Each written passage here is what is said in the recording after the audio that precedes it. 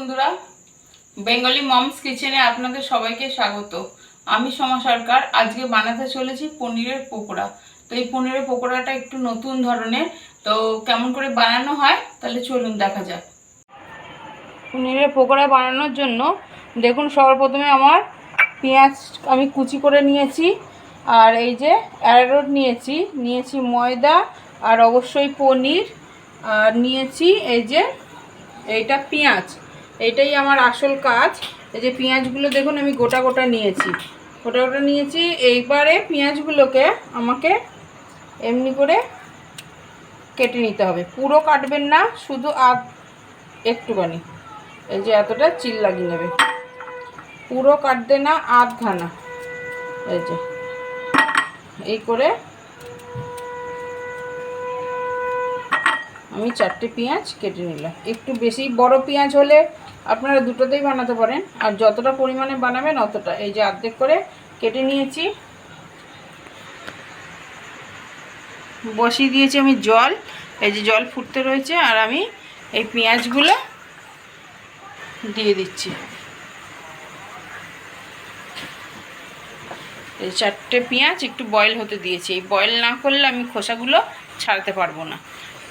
তো এবার দেখুন, আমি বয়েল হোক ততক্ষণে আমি এখানে ঘোলটা বানিয়ে নিচ্ছি। ঘোলটা বানাচ্ছি না, এই যে পনিরটা আগে প্রথমে এর স্টাফিংটা রেডি করে নিই। দেখুন, পনিরটাকে আমি ম্যাশ করে নিলাম।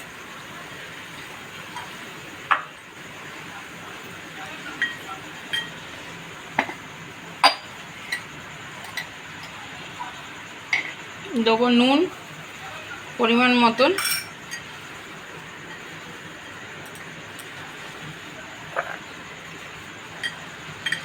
দেবো এই যে পরিমাণ মতন পেঁয়াজ কুচি। আপনারা চাইলে লঙ্কা কুচিও দিতে পারেন, কিন্তু আমার মেয়ে লঙ্কা খেতে ঝাল লাগে বলে ও খেতে পারবে না, তো আমি শুধু পেঁয়াজটাই দিলাম।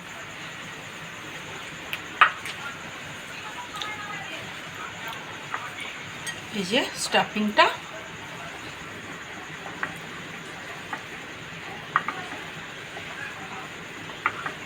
আমার রেডি।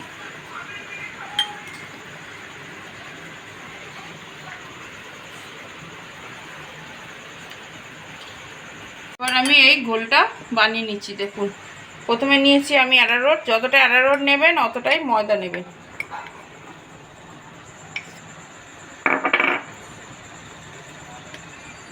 এই যে ময়দা আর অ্যারারুটের পরিমাণ সমান সমান নেবেন। স্বাদ মতন নুন নেবেন। এবার আমাকে এটা গুলে নিতে হবে।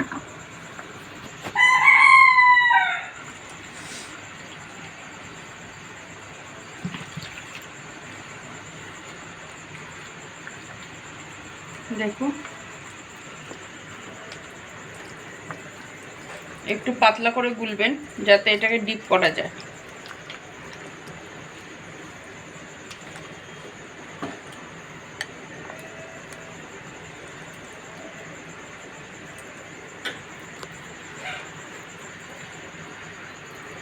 এর ভেতরে কোনো গাঁট যেন না থাকে, এমনি করে গুলে নিতে হবে।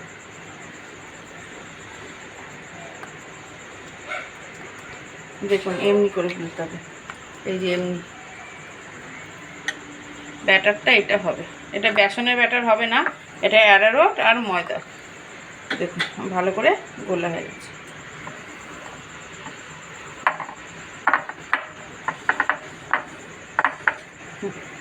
দেখুন আমার পেঁয়াজটা সিদ্ধ হয়ে গেছে।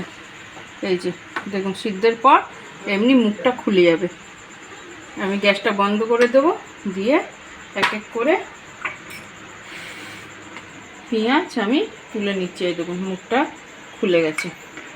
আমি শুধু এই মুখটা খোলার জন্যই এটাকে বয়েল করতে দিয়েছি।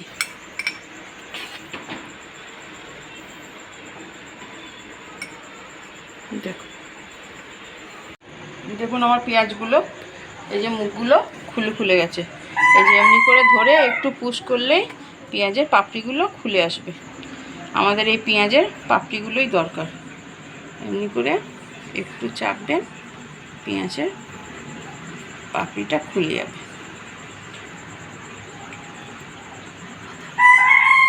তো একটা একটা করে আমি পেঁয়াজের পাপড়িগুলো খুলে নেবো। একটু গরম তো, তাই আমার অসুবিধা হচ্ছে, একটু ঠান্ডা করলে ভালো হতো।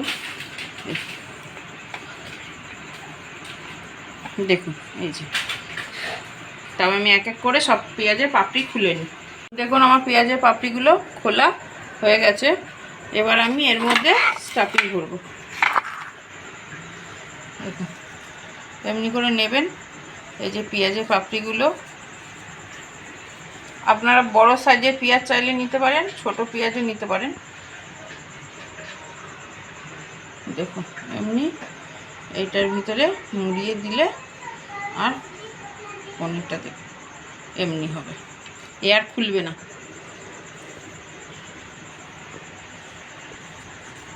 আমি আবার দেখাচ্ছি। পনিরটাকে এই পাপড়িটা আলতো করে এর ভিতর ঢুকিয়ে দেবেন আর এইটাকে মুড়িয়ে দেবেন। আটকে গেল।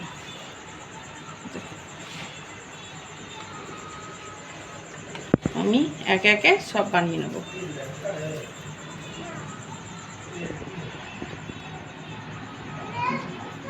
এই যে দিয়ে এটার মধ্যে চাপ আটকে দিলে আটকে যাবে, আর খুলবে না। তো আমি এক এক করে সব বানিয়ে নিচ্ছি। দেখুন বন্ধুরা, আমার এই যে স্টাফিং ভরা সব রেডি। এই যে দেখুন, আপনি নাড়ালেও খুলবে না। এই যে সব আমার রেডি হয়ে গেছে। এবার চলুন আমি তেলে ফ্রাই করি। দেখুন আমার তেলটা গরম হয়ে গেছে। তো আমি এই যে এমনি করে দেবো, এর উপর থেকে মাখিয়ে নিয়ে এক এক করে ছেড়ে দেবো।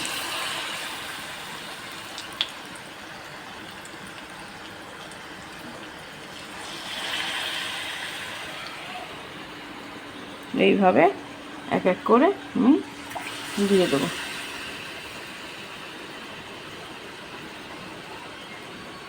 দেখুন আমার একটাও খুলছে না।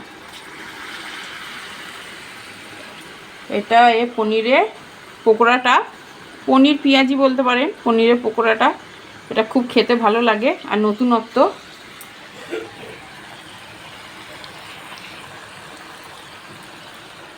দিয়ে এই কটা আগে ভেজে নেব। দেখুন এবার আমার এই চিপটা হয়ে গেছে।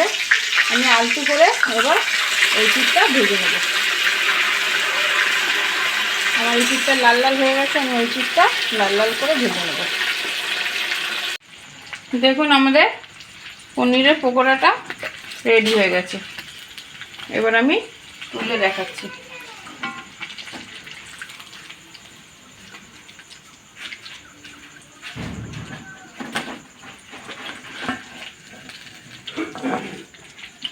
আস্তে করে তুলে একটু হাত দিয়ে ছাড়িয়ে নিলে হয়ে যাবে। বন্ধুরা আমার পনির পেঁয়াজি রেডি। তো দেখতে সুন্দর হয়েছে না? এই যে এমনি গোটা আছে পনির পেঁয়াজিগুলো। তো আপনাদের যদি এই রেসিপিটা ভালো লেগে থাকে তো অবশ্যই লাইক, কমেন্ট, শেয়ার, সাবস্ক্রাইব করে দেবেন। ধন্যবাদ।